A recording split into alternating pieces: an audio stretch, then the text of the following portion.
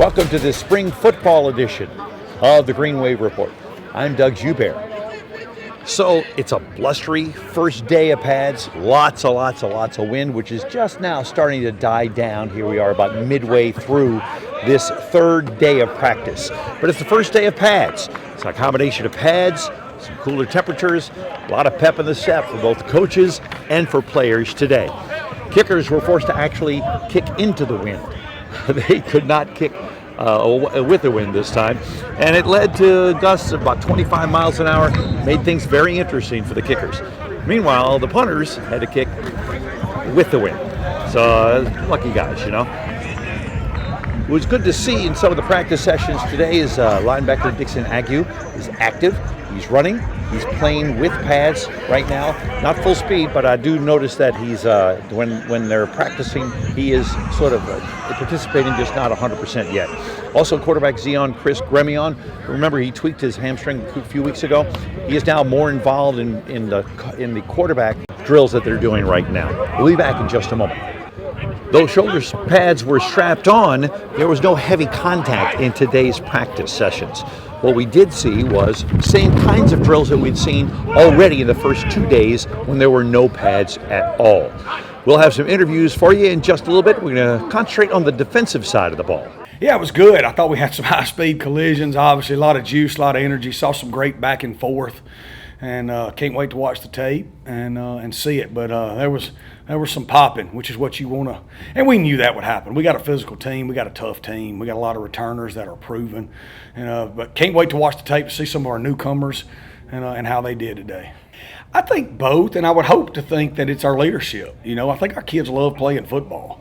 You know, I do. I mean, we had a lot of juice and energy in day one and day two, but this is real football now. It's just so much more fun, and we'll tackle on Saturday, which is fun too. But yeah, I mean, you saw some great back and forth. You saw early on, you saw the offense pop some runs. Later on, you saw the defense start making some plays, and that's what you want to see, especially as the head coach. You want to see it happening back and forth. Got some great special teams work today too with our punt team and SWAT team, punt return team. Well, the big thing for us, you know, going into day 4 is we're going to introduce the situation of third and medium. You know, so we'll introduce that as a full program and talk about that, and then we'll also tackle, you know, and so obviously seeing who can make a one-on-one tackle and also seeing who can make a one-on-one make you miss. You know what I mean? Because that's how you become a great player. A great player wins his one-on-one. And so can you make the first guy miss as an offensive guy? Can you make that one-on-one tackle as a defensive guy? That'll be the big things that we're looking at, you know, going into Saturday, coupled with, you know, installing that third and medium situation. Yeah, we don't force it on them, but at the same time, it has to be trained. You know, I think great leaders become great leaders through their. We're all a product of our environment to some point or to some extent.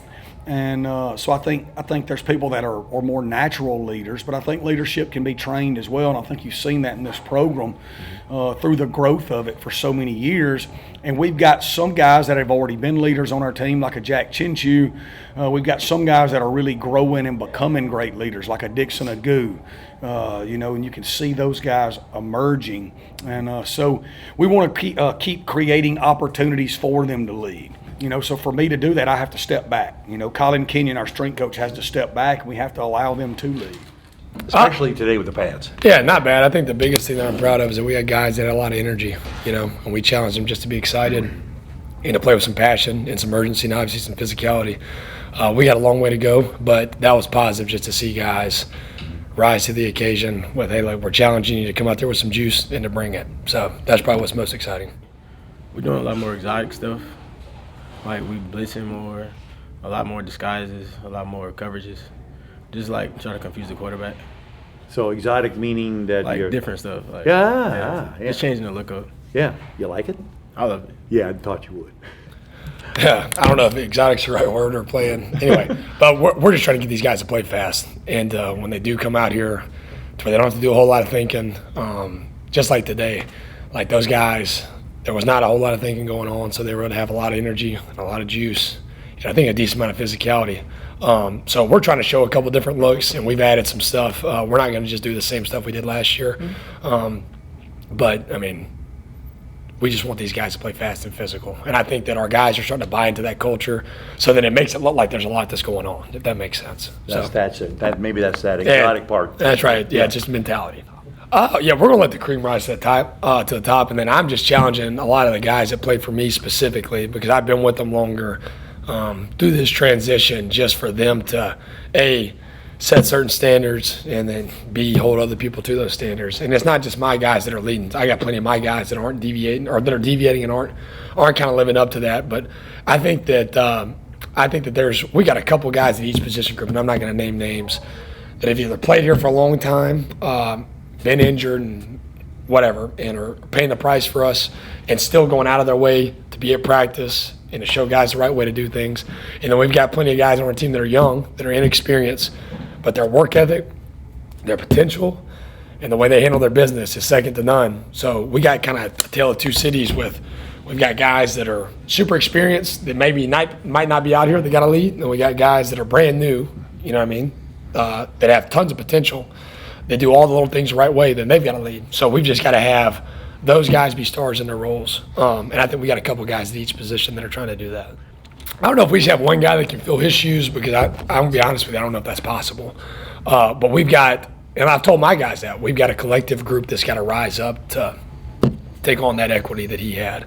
Because Sam Howard is the hardest working, the most mentally tough and physically tough, and the best leader I think I've ever been around.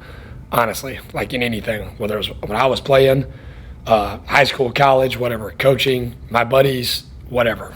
So he's second to none. So everybody else, me included, have got to pick up the slack that, it's kind of left behind from him. Yeah, I don't really have a choice. Just leading by example, showing younger guys the right way, just like being the standard. Mm-hmm. When you say you didn't have a choice, what do you mean? Like, I got a lot of, we don't got Sam Howard, no more Bailey Despaney, just the guys like that. We don't got those guys no more, so we all got to step up. Next man up. Mm-hmm. Yeah.